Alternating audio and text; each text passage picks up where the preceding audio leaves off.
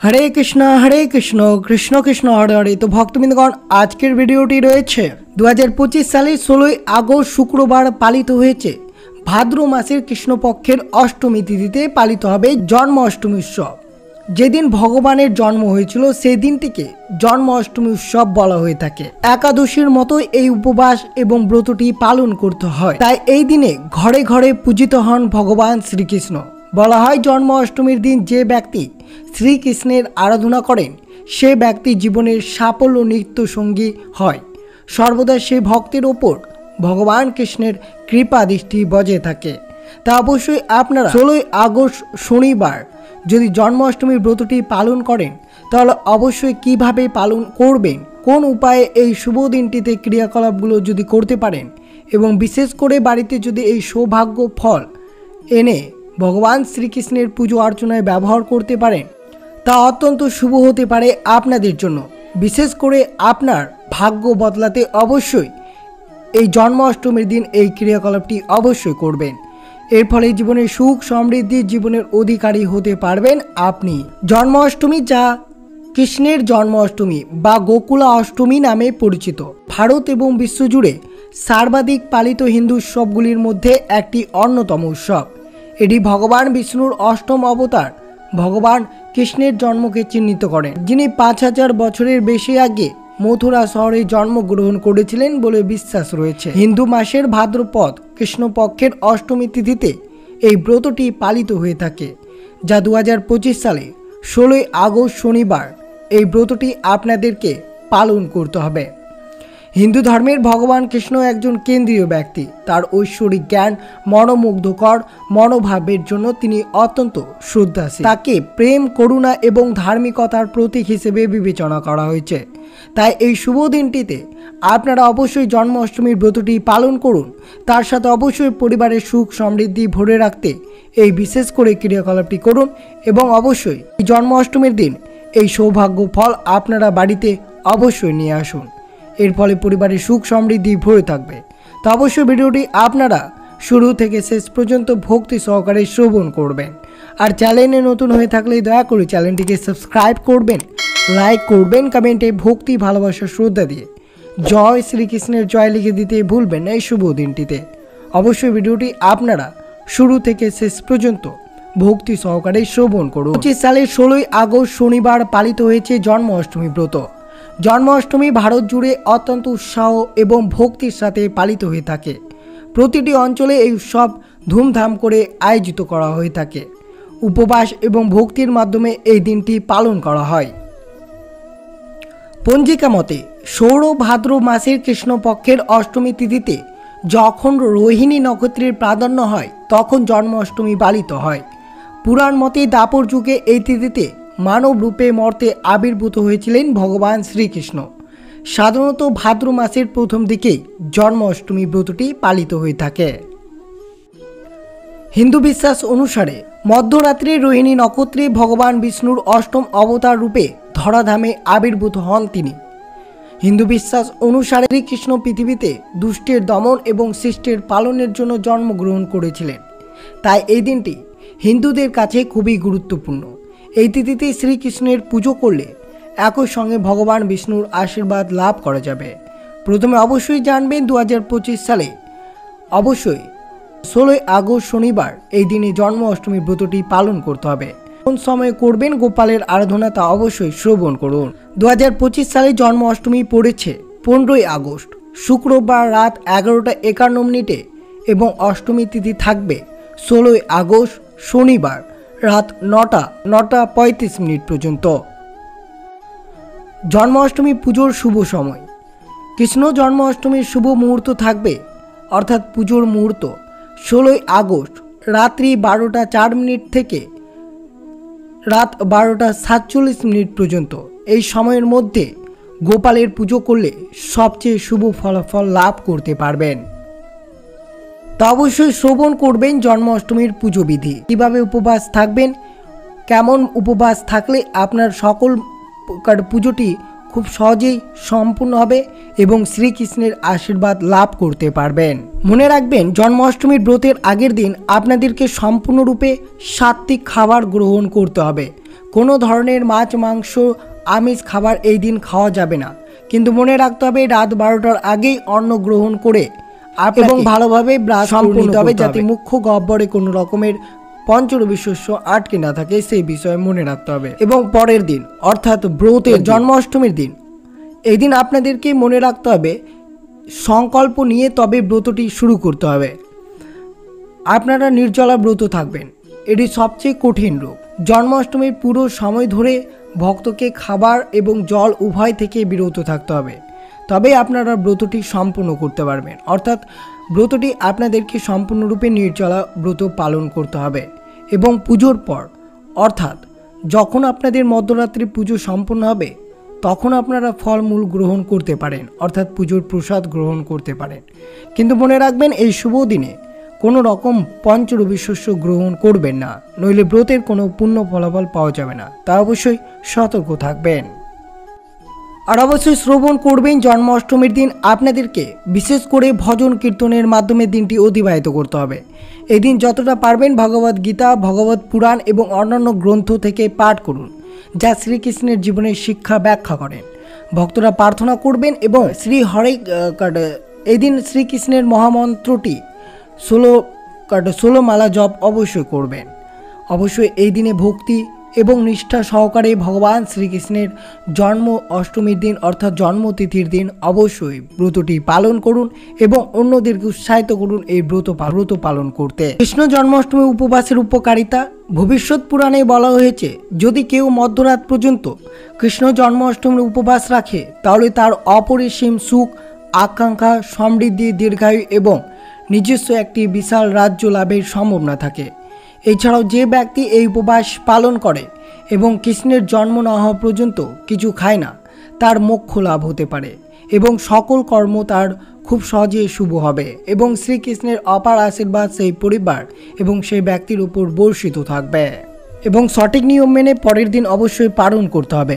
একাদশীর যেমন ব্রতের পালন করেন তেমনই এই ব্রতের পালন করতে হবে আপনাদেরকে সঠিক সময়ে, নইলে ব্রতের কোনো পূর্ণ ফলাফল পাওয়া যায় না। তো অবশ্যই আপনারা শ্রবণ করলেন কিভাবে জন্মাষ্টমীর ব্রতটি পালন করবেন এবং কোন শুভ সময়ে এই জন্মাষ্টমী পুজোটি আপনারা করবেন। এবার অবশ্যই শ্রবণ করুন এই জন্মাষ্টমীর দিন আপনারা বাড়িতে কোন ফল এনে ভগবান শ্রীকৃষ্ণের পুজোয় অর্চনায় ব্যবহার করবেন। জন্মাষ্টমীর দিন যে শুভ ফলগুলো আপনারা বাড়িতে আনবেন তা অত্যন্ত শুভ হতে পারে আপনাদের জন্য, যা শ্রীকৃষ্ণের খুবই প্রিয় এই ফলগুলো। প্রথমে যে ফলটি আপনারা আনতে পারেন তা হচ্ছে কলা। ভগবান শ্রীকৃষ্ণের এই কলা ফলটি খুবই প্রিয়, তাই জন্মাষ্টমীর দিন বাড়িতে কলা এনে তা পুজোয় ব্যবহার করতে পারেন, এটি অত্যন্ত শুভ হতে পারে আপনাদের জন্য। দ্বিতীয়, আপেল। আপেল একটি পবিত্র ফল এবং এটি শ্রীকৃষ্ণের কাছে উৎসর্গ করা উচিত, তা অবশ্যই আপনাদের সকল মনস্কামনা পূর্ণ হবে। কমলা লেবু। কমলা লেবু একটি মিষ্টি ফল যা জন্মাষ্টমীর দিন বাড়িতে আনা যেতে পারে এবং এটি অত্যন্ত শুভ হতে পারে আপনাদের জন্য। এবং অন্যান্য ফল যেগুলো ভগবান শ্রীকৃষ্ণকে উৎসর্গ করা যেতে পারে, যেমন বেদানা, আঙ্গুর ইত্যাদি বাড়িতে এনে ভগবান শ্রীকৃষ্ণের পুজোয় ব্যবহার করতে পারেন। জন্মাষ্টমীর দিন বিভিন্ন ধরনের বাদাম আনা যেতে পারে, যেমন আখরোট, কাজু বাদাম ইত্যাদি বাড়িতে আনা শুভ হতে পারে। প্রথমে মনে রাখবেন আপনি যে কোনো ফল যা শ্রীকৃষ্ণকে উৎসর্গ করা হয় সেগুলো বাড়িতে আনতে পারেন। জন্মাষ্টমীর দিন এই ফলগুলো বাড়িতে আনার মাধ্যমে আপনি ভগবান শ্রীকৃষ্ণের আশীর্বাদ লাভ করতে পারবেন এবং আপনার বাড়িতে সুখ, শান্তি, সমৃদ্ধি সব কিছু বর্ষিত পড়বে। পূর্ণ নিষ্ঠার সাথে ফুল, নারকেল, পান, শসা, কমলা এবং অন্যান্য বিভিন্ন ধরনের ফলের অলঙ্কার সহ ঘরের মূল গর্ভগৃহে শিশু ভগবানের শ্রীকৃষ্ণের পুজো করা উচিত। ভাদ্র মাসের কৃষ্ণপক্ষের অষ্টমী তিথিতে রাত 12টায় জন্মগ্রহণ করেছিলেন দেবকী নন্দন, তাই এই সময়টিকে অত্যন্ত শুভ বলে মনে করা হয়। জীবনে সুখ সমৃদ্ধি আনতে জন্মাষ্টমীর দিন রাত 12টায় কৃষ্ণের অভিষেকের বিধান দেওয়া রয়েছে। মধ্যরাতেই সম্ভব না হলে তিথি থাকাকালীন কৃষ্ণকে দুধ, মধু, ঘি, গঙ্গা জল, সাদা চন্দন, দই ও ফুল দিয়ে অভিষেক অবশ্যই করান। এই দিন কৃষ্ণকে হলুদ ফুল, হলুদ মিষ্টি, হলুদ ফল, হলুদ বস্ত্র নিবেদন করলে জীবনে ধন সম্পদের পাশাপাশি খ্যাতি বৃদ্ধি হয়। জন্মাষ্টমীতে কৃষ্ণকে লাড্ডু ভোগ দিলে আর্থিক সাফল্য উন্নতি হয়। পাশাপাশি এই দিনে কানাইকে মধু নিবেদন করলে গৃহে সর্বদা অর্থ শস্য পরিপূর্ণ থাকবে। জন্মাষ্টমীতে কৃষ্ণকে নিবেদন করা ভোগে তুলসী পাতা দিলে অচিরেই শ্রীকৃষ্ণ এবং দেবী লক্ষ্মীর আশীর্বাদ পাওয়া যায়। তাই অবশ্যই আপনারা এই জন্মাষ্টমীর দিন বিশেষ করে শ্রীকৃষ্ণের ভোগে অবশ্যই তুলসী পাতা অর্পণ করবেন। আপনার বাড়িতে যদি বিবাদ কলহ দূর করে শান্তি ফেরাতে চাইলে এই দিনে গৃহে তুলসী গাছ রোপণ করতে পারেন। পাশাপাশি জন্মাষ্টমীতে তুলসী মঞ্চে সন্ধেবেলায় ঘিয়ের প্রদীপ জ্বালান, তা অত্যন্ত শুভ বলে মনে করা হয়। আর্থিক উন্নতি চাইলে এই দিন অবশ্যই বাড়িতে ময়ূরের পালক নিয়ে আসুন। বাসি শ্রীকৃষ্ণের অত্যন্ত প্রিয়, তাই বাসি শান্তি সমৃদ্ধির প্রতীক। জন্মাষ্টমীর দিন আর্থিক ভাগ্য ফেরাতে বাড়িতে বাসি আনতে পারেন। বাস্তুশাস্ত্রে বাসিকে অত্যন্ত শুভ প্রতীক হিসেবে বিবেচনা করা হয়েছে। বাড়িতে কাঠের বাসি থাকলে সেই গৃহে সর্বদা কানাইয়ের কৃপা বর্ষিত থাকে। তাছাড়াও এই বাসি সুখের প্রতীক। শ্রীকৃষ্ণকে বাসি নিবেদন করে সেই বাসি গৃহে রাখলে বাড়িতে ইতিবাচকের শক্তি সঞ্চারিত থাকে। তো অবশ্যই আপনারা এই শুভ দিনে ভগবান শ্রীকৃষ্ণকে বাসি নিবেদন করুন এবং সেই বাসিটি আপনার বাড়িতে অবশ্যই রাখুন। এতে বাড়িতে সুখ সমৃদ্ধি ভরে থাকবে, বাড়িতে কখনো নেগেটিভ এনার্জির প্রবেশ করবে না, সর্বদা বাড়িতে পজিটিভ এনার্জিতে ভরে থাকবে। অবশ্যই আপনারা 2025 সালের 16ই আগস্ট শনিবার এই জন্মাষ্টমীর ব্রতটি পালন করবেন এবং বাড়িতে এই ফলগুলো অবশ্যই নিয়ে আসবেন। আর অবশ্যই আজকের দিনে শ্রবণ করবেন কৃষ্ণ জন্মাষ্টমীর ব্রত কথাটি, যেটি শ্রবণ করা আপনাদের জন্য অত্যন্ত শুভ হতে পারে। তো অবশ্যই ভক্তি সহকারে শ্রবণ করুন কৃষ্ণ জন্মাষ্টমীর ব্রত কথা। দাপর যুগে রাজা উগ্রসেন মথুরায় রাজত্ব করতেন। তার পুত্র কংস তাকে সিংহাসন থেকে সরিয়ে নিজে মথুরায় রাজা হন। কংসের এক বোন ছিল দেবকী, যিনি বাসুদেব নামে এক যদুবংশে প্রধানকে বিয়ে করেছিলেন। একবার কংস তার বোন দেবকীকে তার শ্বশুর বাড়িতে পৌঁছে দিতে যাচ্ছিল।